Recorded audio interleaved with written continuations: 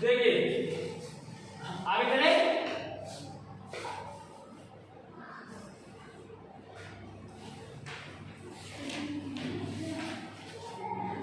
नहीं थे धातु हाइड्रोजन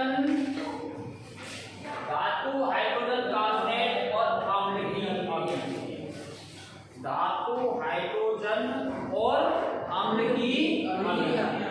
ठीक है भाई, धातु हाइड्रोजन कार्बोनेट और अम्ल की अभिक्रिया कैसे करते हैं देखिए। तो इसके लिए हमने एक सूत्र बनाया है और वो सूत्र देखो कैसा है।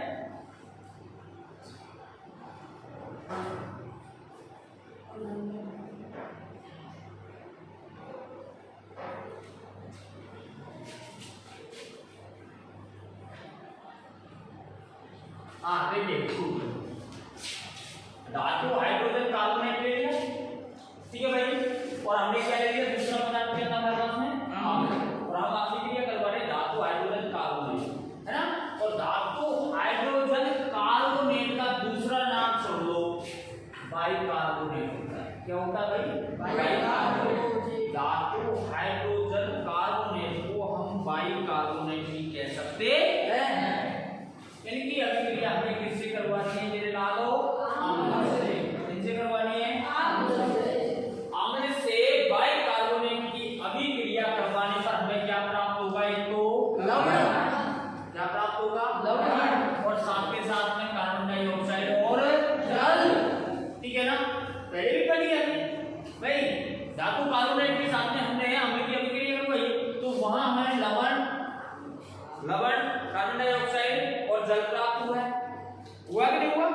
तो यहाँ पे भी हमें लवण, कार्बन डाइऑक्साइड और जल प्राप्त हुआ। ठीक है भाई, अब देखिए कैसे करवाते हैं। हम अभिक्रिया सीखेंगे अब कि भाई कैसे अभिक्रिया होगी। माउस कहाँ है?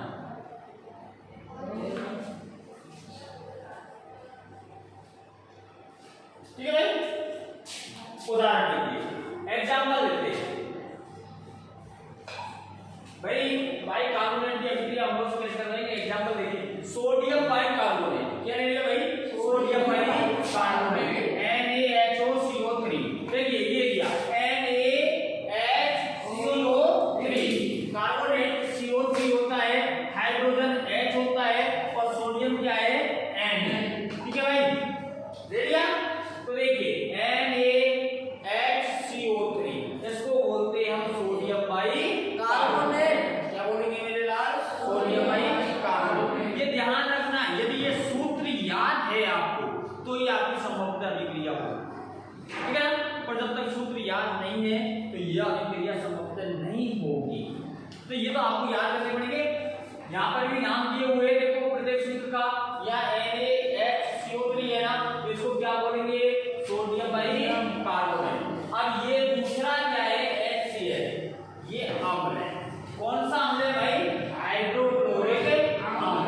कौन सा अम्ल है ये? हाइड्रोक्लोरिक। तो सोडियम हाइड्रोजन कार्बोनेट की हमने हाइड्रोक्लोरिक अम्ल के साथ अभिक्रिया करवाई है, तो सबसे पहले तो देखो CO2 बना दो और क्या बना दो? जल। ये तो आप नॉर्मल बना सकते हो ना। सबसे पहले निर्माण किसका कर दो? CO2 का और जल का कर दो। अब देखिए हमारे पास में क्या बचता है। देखो ये CO3 जो है वो निकल कर गया, एक C आ गया, दो यहाँ हो गए और एक वो यहाँ हो गया, दो और एक तीन हो गया, क्योंकि इनके मध्य में किसका चेंज चल रहा है? लग रहा है ना। तो वो कितने हो गए? 3 और C फिक्स हो गया। अब हमारे पास में बचा क्या है? Na। क्या बचा है? Na बचा है। H 2 थे ये, एक और एक 2, हमने यहाँ बैठा दिया, जल में चला गया। अब इधर क्या बचा है? Cl बचा है, तो हमने लिख दिया NaCl। ठीक है भाई, टुकड़ों में बताऊंगा इसको करके क्या कैसे आया। देख लो एक बार सुनो, NaCO3 प्लस HCl। ठीक है भाई, देखिए हमने यहां से किसको उठाया? सबसे पहले CO3। किसको उठाया? CO3। तो हमने सबसे पहले क्या बना दी? Carbon dioxide. तो देखो एक C गई, ठीक है ना। वो कितने यहाँ पर?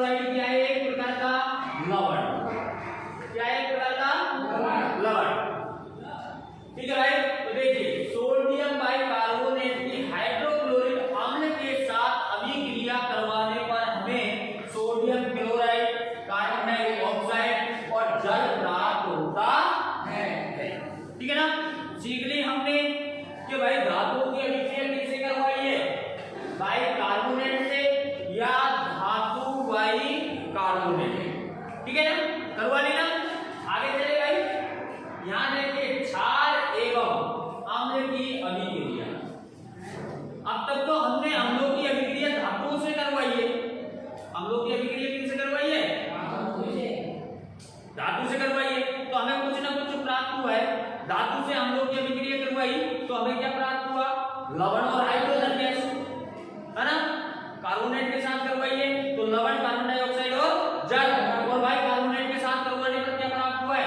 लवण, कार्बन डाइऑक्साइड और जल प्राप्त हुआ है। अब अम्लों की अभिक्रिया हम किसके साथ करवाएंगे? क्षारक के साथ, क्षारों के साथ। तो देखिए क्षारक धातुओं से क्षारक धातुओं से अभिक्रिया कर संगत धातु का लवण और हाइड्रोजन गैस बनाते हैं। भाई ये देखिए क्षारों की अभिक्रिया हमने किससे करवाई है? धातुओं से, है ना। जैसे अम्लों की अभिक्रिया हमने किससे करवाई थी? भाई धातु से करवाई या नहीं करवाई? अम्लों की अभिक्रिया तो हमें क्या प्राप्त हुआ? लवण और हाइड्रोजन गैस प्राप्त हुई। उसी प्रकार हमने क्षार की अभिक्रिया किससे करवाएंगे? धातुओं से। किससे करवाएंगे? धातुओं से। तो हमें क्या प्राप्त होगा? लवण और हाइड्रोजन गैस। यहाँ पर भी हमें क्षारों की अभिक्रिया धातुओं से करवाने पर लवण और हाइड्रोजन गैस प्राप्त होती है। ठीक है भाई, ये तो क्लियर हो गया ना। आगे चले, जैसे हमने एक उदाहरण लिया है सोडियम हाइड्रोक्साइड। क्या लिया है? Sodium hydroxide NaOH। ये सोडियम हाइड्रोक्साइड का सूत्र होता है ना। और इसके साथ में किसकी अभिक्रिया करवा दी? जिंक की। किसकी करवा दी? मेरे लालो करवा दी। अब देखिए हमें क्या बनाना है? भाई बनाना क्या है? इसमें क्या देने का है? लवण और क्या बनानी है? Hydrogen gas. तो मैं सीधी पहले क्या बना दूं भाई? Hydrogen gas. इससे तो मुक्ति मिल गई मेरे को। अब बचा क्या है हमारे पास में? देखिए H निकल गया। क्या निकल गया? अब बचा क्या है? जिंक। जिंक बचा है ना। देखिए NaOH सोडियम हाइड्रोक्साइड हम क्षार हो गया। और जिंक क्या हुई? धातु। जिंक क्या हुई? धातु हो गई। और ये क्या हो गया? क्षार। तो हमने सबसे पहले क्या बना दी भाई? हाइड्रोजन। तो यहाँ से ये H निकाल दिया। अब हमारे पास में बचा क्या है? सोडियम बचा है। सोडियम क्या है?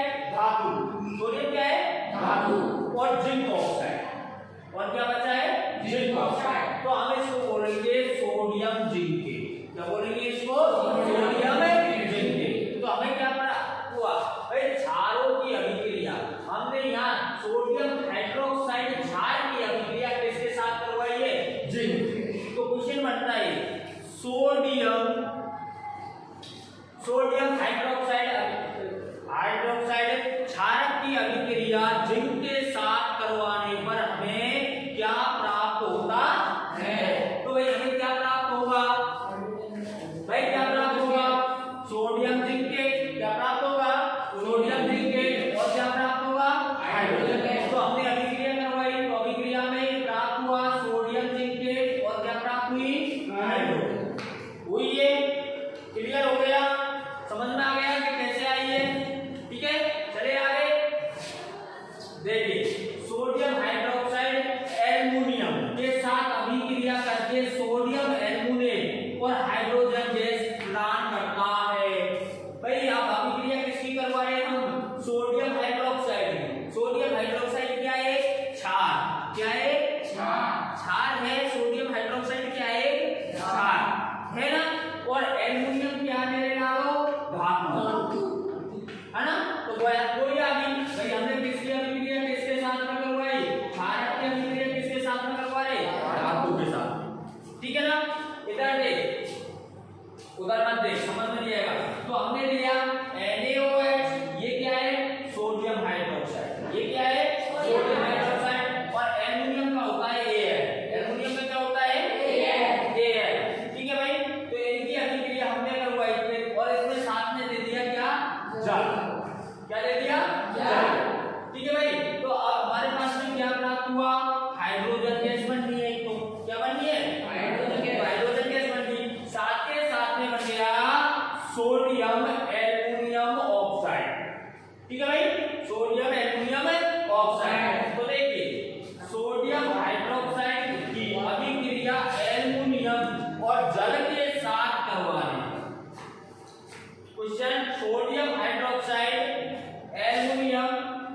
जल की अभिक्रिया करवाने पर हमें क्या प्राप्त होता है? तो हमें सोडियम एल्यूमिनियम और हाइड्रोजन गैस प्राप्त होती है। ठीक है भाई, समझ में आ गई? पहले हमने अम्लों की पढ़ी थी अभिक्रियाएं, अब किनकी पढ़ रहे हैं? क्षारों की। क्षारों की पहली अभिक्रिया हो गई। क्षारों की हमने अब किसके साथ में पढ़ी है? धातुओं के साथ। ठीक है ना? और धातुओं के साथ में जब भी क्षारक की अभिक्रिया धातु के साथ करवाएंगे तो हमें क्या प्राप्त होगा भाई? देखिए क्या प्राप्त होगा? लवण और हाइड्रोजन गैस। ठीक है, आपके नोट्सों में दिया हुआ है, लिख रहा है सूत्र, देख लीजिए। लिख रहा है कि नहीं लिख रहा है? लिख रहा है भाई? आप देखिए आ रहा। एक होती है भाई उदासीनीकरण अभिक्रिया। क्या होती है भाई? उदासीनीकरण अभिक्रिया। अब ये उदासीनीकरण अभिक्रिया क्या होती है भाई? सुनो, आपके पापा ने लपड़ मार दिया। किसने लपड़ मार दिया? आप उदास होते रहते हैं तो आपको कौन मना लेगा? मम्मी मना लेगी ना। और जब मम्मी भी आपके लपड़ मार देगी तो कोई मनाने वाला ही नहीं है ना। तो आप पूर्ण रूप से क्या हो जाओगे? उदास। पूर्ण रूप से हो जाओगे ना। पापा ने मारा तो आपको इच्छा हुई, दिल में जागरण हुआ कि भाई मम्मी मना लेगी और मम्मी 2-5-10 रुपए दे देगी, टॉफी वगैरह खा लेंगे, खुश। ठीक है ना? लेकिन नहीं, जब मम्मी भी आपके लपड़ मार देती है तो आपका सारा कहीं नहीं होता है। नहीं होता है ना? इधर पापा के पास में नहीं जा सकते और इधर मम्मी के पास में भी नहीं जा सकते। तो आप पूर्ण रूप से क्या हो जाते हो? उदास हो जाते हो ना। हो जाते हो पूर्ण रूप से, मानते हो? तो उसी पर आधारित है मेरे लालो उदासीनीकरण अभिक्रिया। ठीक है, बढ़े आगे। देखिए कैसे है भाई, कैसे है वो देखिए। आम्ल और क्षारक की आपस में क्या करवाई है? यहाँ अभिक्रिया। क्या करवा दी? अभिक्रिया। आम्ल की और क्षार की आपस में दोनों का टकराव करवा दिया। क्या करवा दिया? टकराव करवा दिया। तो देखिए, तो लवण और जल का निर्माण होता है। किसका निर्माण होता है मेरे लाल? लवण का और ऐसी ही प्रकार की अभिक्रिया को उदासीनीकरण अभिक्रिया कहते हैं। अब एक सीधा सा एग्जांपल है। आपका पेट दर्द हुआ, आपका पेट दर्द हुआ, ठीक है ना? अब भाई आपके अमाशय में कौन सा अम्ल पा रहा है? HCl, हाइड्रोक्लोरिक अम्ल। ठीक है ना? कौन सा अम्ल? हाइड्रो। यदि इसकी अधिकता आपके पेट में हो जाती है, इसकी अधिकता मतलब आपके पेट में ये अम्ल अधिक मात्रा में बन जाता है, तो मेरे लाल आपको क्या होने लग जाएगा? या तो दर्द होने लग जाएगी या आपको क्या होने लग जाएगी? जलन। अब भाई आपके पेट में बड़ा क्या है वो थोड़ा समझना। आपके पेट में बड़ा क्या है? किसकी मात्रा बढ़ी है? अम्ल। किसकी मात्रा बढ़ी है? अम्ल की। अब भाई अम्ल को कम करने के लिए हम क्या करेंगे? अम्ल कम कब होगा? अम्ल कम कब होगा भाई? बेटा मान लीजिए कोई बेटा हवा में उड़ रहा है, ऊंचा उड़ रहा है ना, एक्शन में चल रहा है, वो किससे दबेगा? उसके पिताजी से दबेगा ना, या उसके भाई से दबेगा। ठीक है भाई, तो यहाँ वही है, जब अम्ल की अधिकता हो जाती है, क्या हो जाती है? अधिकता हो जाती है, तो अम्ल की अधिकता को कम करने के लिए हम क्षार का उपयोग करते हैं। किसका उपयोग करेंगे? क्षार। और क्षार का उपयोग करते ही आपकी अम्ल की मात्रा ऑटोमेटिकली कैसी हो जाएगी? कम हो जाएगी ना। जैसे यहाँ अम्ल का पीएच मान हो गया, मान लिया 4। कितना हो गया? 4। तो जैसे इसमें क्षार मिलाया तो इसका पीएच मान आ गया 2.2। कितना आ गया? 2.2 आया। तो अम्ल की मात्रा कम हुई है कि नहीं हुई है? यहाँ पर और किसके मिलाने से हुई है? क्षार। तो अम्ल यहाँ उड़ रहा था, तो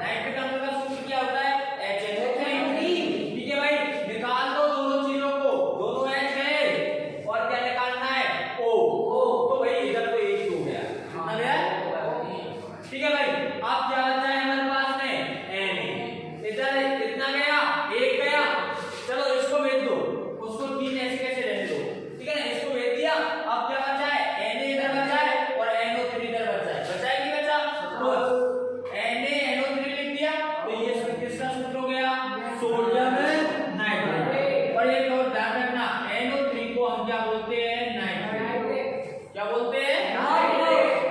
तो हमें प्राप्त हुआ सोडियम नाइट्रेट और जल, प्राप्त हो गया, ठीक है भाई। अब मैं पूछूं आपसे, ये कौन सी अभिक्रिया है, कौन सी अभिक्रिया है, उदासीनी, ठीक है ना, क्योंकि क्यों है, चलो कारण बताओ क्यों है, क्योंकि इसमें क्या मिल रहे हैं, दो अम्ल और क्षार मिल रहे हैं, क्या मिल रहे हैं, अम्ल और क्षार आपस में मिल जाते हैं तो किसका निर्माण करते हैं, लवण का और जल का। ध्यान होगा आपको, पता होगा तो आप तुरंत क्लिक कर दोगे, कौन सी अभिक्रिया है, उदासीनीकरण, कौन सी है, उदासीनीकरण, मालूम चल गया ना, ठीक है। और कुछ एक क्वेश्चन, अम्लों की अभिक्रिया धातुओं से करवाने पर क्या बनता है, क्या बनता है, लवण और हाइड्रोजन, क्या बनती है, चलो बताओ जल्दी, तुरंत, हाइड्रोजन गैस धातुओं से अम्लों की अभिक्रिया करने पर बनती है, तो उसकी जांच कैसे करेंगे हम,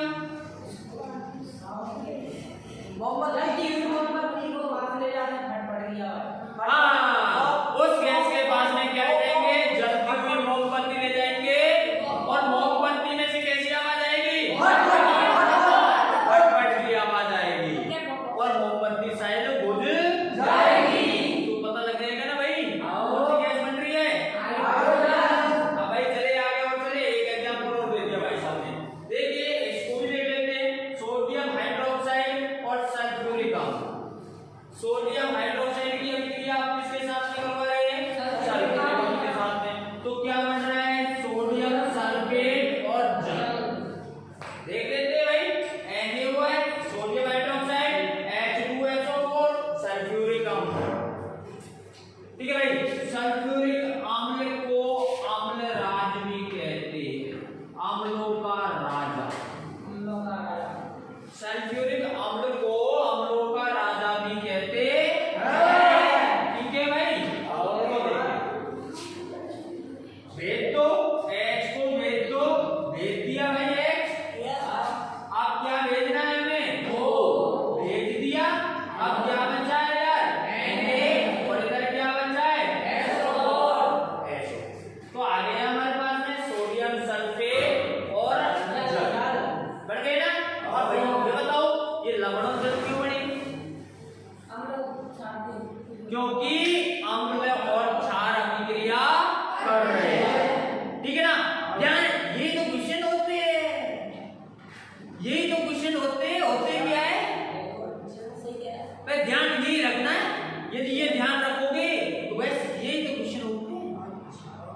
क्वेश्चन आ गया, मान लिया कि सोडियम हाइड्रोक्साइड की अभिक्रिया H2SO4 के साथ करवाने पर कौन सी अभिक्रिया होती है, कैसे पता लगाया, तो मैं पूछता हूं उनमें से क्षार कौन सा है, अम्ल कौन सा है, तो आप बता दोगे सोडियम हाइड्रोक्साइड क्या है, क्षार, और H2SO4 क्या है, पता लगे ना क्वेश्चन क्या है, चलिए आगे,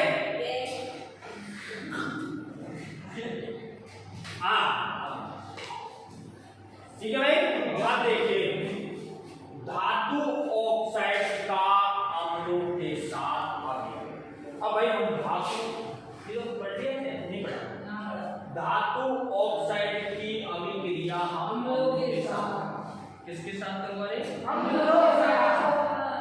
ठीक है, किसकी करवा रहे, ऑक्साइड, ठीक है ना। अब ऑक्साइड क्या होता है ये आपको पता नहीं, ऑक्साइड क्या होता है, लेकिन हम बताएंगे ऑक्साइड क्या होता है, ठीक है ना।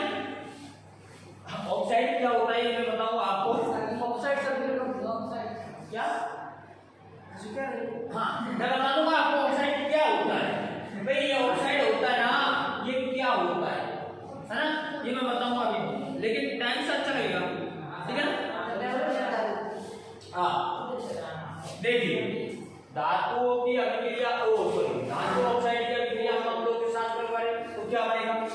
सभी धातु ऑक्साइड क्षारीय प्रकृति होती है।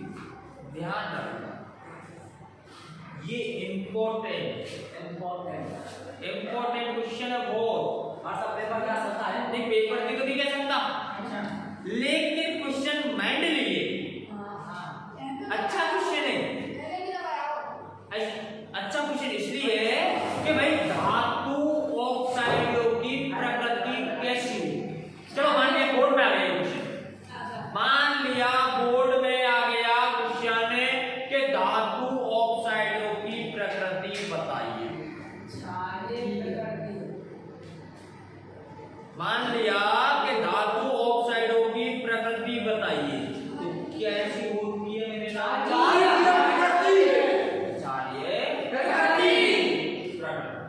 क्यों? इसलिए ये अम्ल के साथ अभिक्रिया करके लवण और जल बनाते हैं। लवण और जल बनाते, यह बिल्कुल उदासीनीकरण अभिक्रिया की तरह होती है। ये बिल्कुल उदासीनीकरण अभिक्रिया की तरह होती है। क्यों होती है उदासीनीकरण अभिक्रिया की तरह? क्योंकि इसमें क्या बन रहा है? लवण और जल। अब देख अगला भाई एक एग्जांपल लेते हैं। आयरन थर्ड ऑक्साइड सल्फ्यूरिक अम्ल से अभिक्रिया करके आयरन सल्फेट और जल बनाता है। देखिए फेरिक ऑक्साइड ले लिया, क्या ले लिया? फेरिक ऑक्साइड है ना, और H2SO4 सल्फ्यूरिक अम्ल, तो हमें क्या प्राप्त हुआ? Fe2SO4 और स्क्वायर 3 प्राप्त हुआ। इसको बोलेंगे आयरन सल्फेट। क्या बोलते हैं इसको? Iron sulphate. नाम ध्यान रखना, सूत्र ध्यान रखना। और क्या बन रहा है हमारे पास में? जल। ठीक है भाई, फेरस थर्ड ऑक्साइड और सल्फ्यूरिक अम्ल, ये नाम दिए हुए नीचे है ना। अब इसका नाम दे दिया हमने फेरस सल्फेट और इसका नाम दे दिया जल। ठीक है भाई, चले आगे।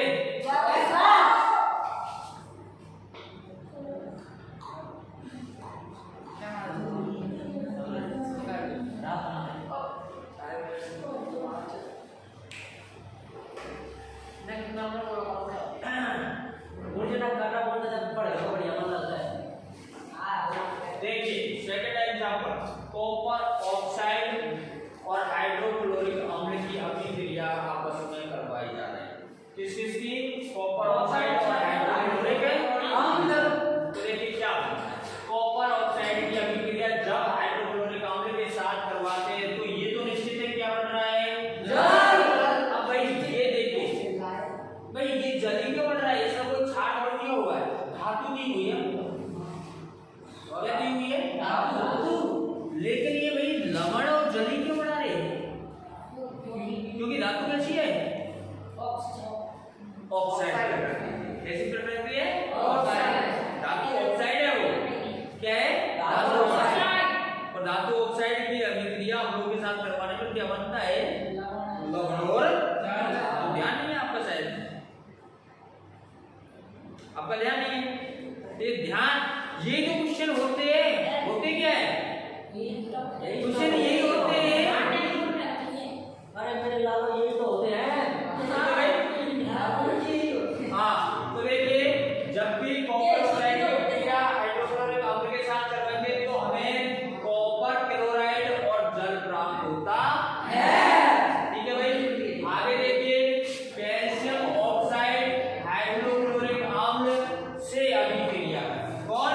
कैल्शियम ऑक्साइड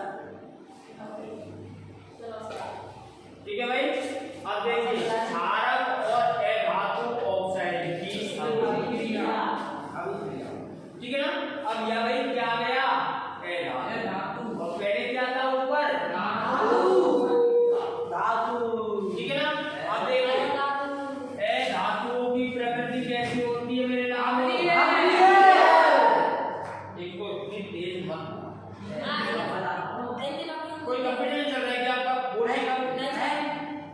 तो फिर इंटरेस्ट आते बोल रहे आप ये भी बोल सकते हो ना, इतनी तेज ना बोलो। कानों अपने ही कानों को नुकसान होता है, ठीक है भाई। यह धातुओं की प्रकृति कैसी होती है यहाँ ध्यान रखना, और धातुओं की प्रकृति कैसी होती है, ये बहुत इंपॉर्टेंट है, ठीक है ना, बहुत इंपॉर्टेंट लाइन है ये, अंडरलाइन कर लो चाहे हाँ दोनों में अंडरलाइन कर लो, धातुओं की प्रकृति और क्षारों की प्रकृति, ठीक है चलिए भाई आगे चले। जो क्षारक से अभिक्रिया करके लवण और जल बना दे भाई, ये क्या बना दे, लवण और कौन, ए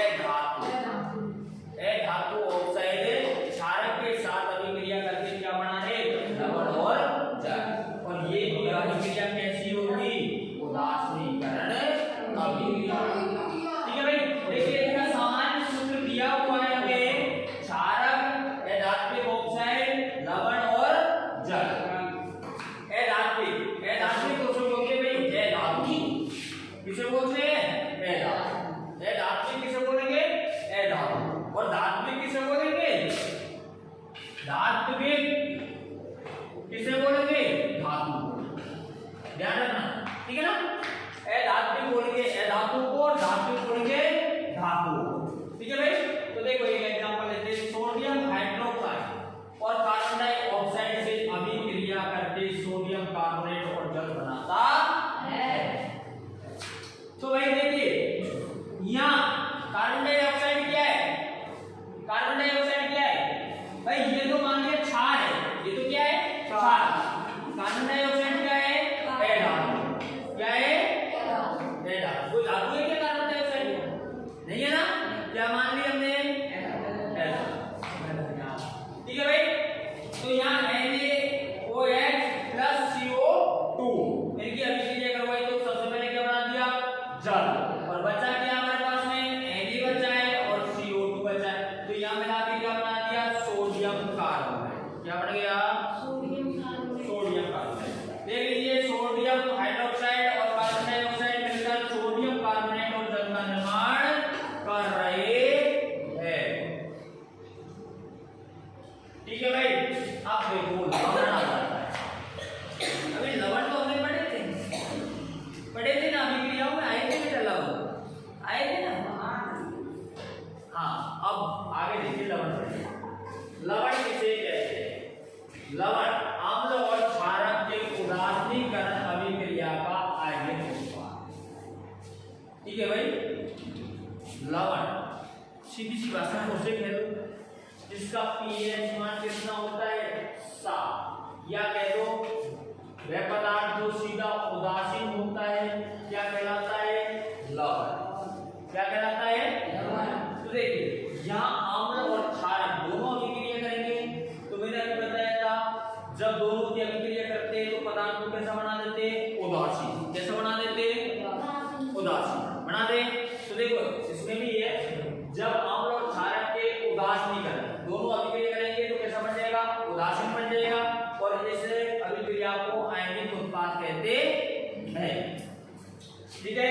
अब देखिए लवण कितने प्रकार के, लवण कितने प्रकार के होते हैं, लवण 3 प्रकार के होते हैं, कितने प्रकार के होते हैं, 3, अम्लीय लवण, क्षारीय लवण और उदासीन, कितने, अम्लीय लवण, क्षारीय लवण और उदासीन लवण।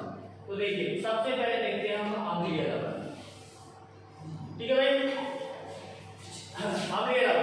अम्लीय लवण प्रबल अम्ल व दुर्बल क्षारक के आपसी अभिक्रिया के फलस्वरूप प्राप्त होता है भाई। प्रबल कौन है यहाँ पर, अम्ल, प्रबल कौन है, ये अम्लों के प्रकार होते, 2 प्रकार के होते अम्ल, प्रबल अम्ल और दुर्बल अम्ल, 2 प्रकार के अम्ल होते हैं, प्रबल अम्ल और दुर्बल, ठीक है भाई। इसी प्रकार क्षार भी 2 प्रकार के होते हैं, प्रबल और दुर्बल। ध्यान रखना, बहुत इसमें नहीं किया है लेकिन लिख लो, आप लिख लो, ऐसे लिख लो, ऐसे लिख लो, प्रबल अम्ल प्लस दुर्बल क्षार और तीर का निशान लगा के लिख लेना अम्लीय लवण, अम्लीय लवण। ठीक है भाई, ये लिख लेना प्रबल अम्ल प्लस दुर्बल क्षार, तीर का निशान अम्लीय लवण। ठीक है, प्रबल अम्लों की अभिक्रिया जब दुर्बल क्षारों से कराई जाती है तो हमें अम्लीय लवण प्राप्त हो जाते हैं। ठीक है ना। अब इसमें एग्जांपल में देखेंगे तो हमें लिख लेंगे कि भाई हमें क्या करना है। अम्लीय लवण जैसे NH4Cl, जैसे कौन सा दिया हमें HNO4Cl, ये क्या है बेटा, अम्लीय लवण का उदाहरण है। क्या ये अम्लीय लवण का उदाहरण। ठीक है ना, चले आगे। जैसे देख लो भाई, देख लो, देख लो, एक आ गया हमारे पास में, ये कौन सा अम्ल है, कौन सा अम्ल है, प्रबल, कौन सा अम्ल है ये, प्रबल, लिख लेना। वो वैसे भी दे रखा है, लिखने की जरूरत नहीं है, लेकिन ध्यान रखना HCl के सामने होता है प्रबल और NH4OH के सामने क्षार होता है दुर्बल। कैसा क्षार होता है? अब प्रबल अम्ल की अभिक्रिया दुर्बल क्षार की अभिक्रिया करवाई तो जो लवण प्राप्त होगा वो किस प्रकृति का होगा, हमें अम्लीय लवण। कैसी प्रकृति होगा, अम्लीय प्रकृति। ठीक है ना। और साथ के साथ हमें क्या प्राप्त हो रहा है, जल, क्योंकि जब भी हमने अम्लों की और क्षारों की अभिक्रिया करवाई है तो हमें लवण और जल प्राप्त हुआ है। ठीक है ना। आगे देखिए, अगला अपना लवण होता है उदासीन, है ना। प्रबल अम्ल की अभिक्रिया दुर्बल क्षारक के आपसी अभिक्रिया से प्राप्त होता है। ठीक है भाई,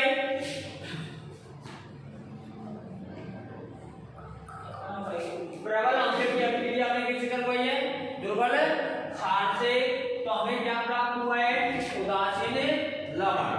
ठीक है भाई, और इसको काट के आप, सॉरी, इसको काट के आप कर लो प्रबल।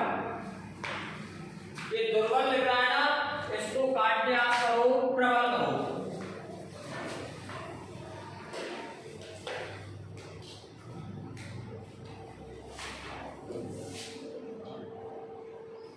कर लिया? ठीक है, प्रबल प्रबल प्रबल अम्ल ले लो, प्रबल ही क्षार ले लो, तो कैसा लवण बनेगा, उदासीन। या दुर्बल क्षार ले लो और दुर्बल अम्ल ले लो तो भी क्या बनेगा, उदासीन, है ना। तो लिख लो, आप लिखना चाहो तो यहाँ लिख लो, लिखना चाहो तो प्रबल अम्ल, सॉरी, प्रबल अम्ल प्लस प्रबल क्षार। ठीक है, और यहाँ दुर्बल अम्ल और दुर्बल क्षार, और दोनों से मिलाकर हमें कैसा, उदासीन लवण। दोनों से क्या प्राप्त होगा भाई, उदासीन लवण। ठीक है ना। देख लो, देख लो, हाँ देख लो।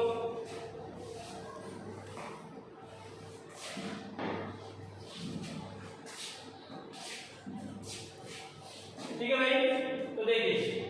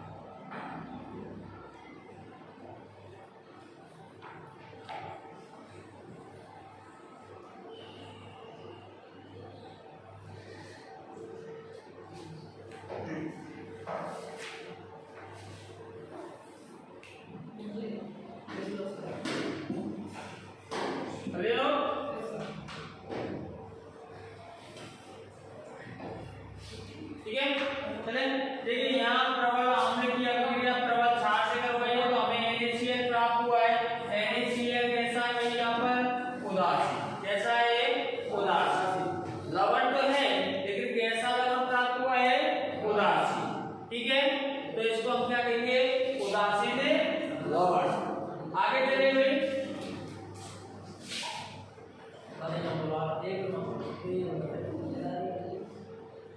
हाँ देखिए क्षारीय लवण, भाई क्षारीय लवण होता है, कैसे होता है क्षारीय, फाइनल है ना, पहला अम्लीय लवण, दूसरा उदासीन लवण और तीसरा कौन सा हो गया क्षारीय लवण। अब देखिए क्षारीय लवण प्रबल क्षारक तथा दुर्बल अम्ल की अभिक्रिया आपस में करवाई जाती है तो हमें क्या प्राप्त हो जाता है क्षारीय लवण। क्या प्राप्त होता है क्षारीय लवण। लिखना चाहो तो ऐसे इलेक्ट्रॉन के बीच में प्लस का चिन्ह लगाओ, प्रबल सॉरी दुर्बल अम्ल और प्रबल क्षार एक का निशान और क्षारीय लवण।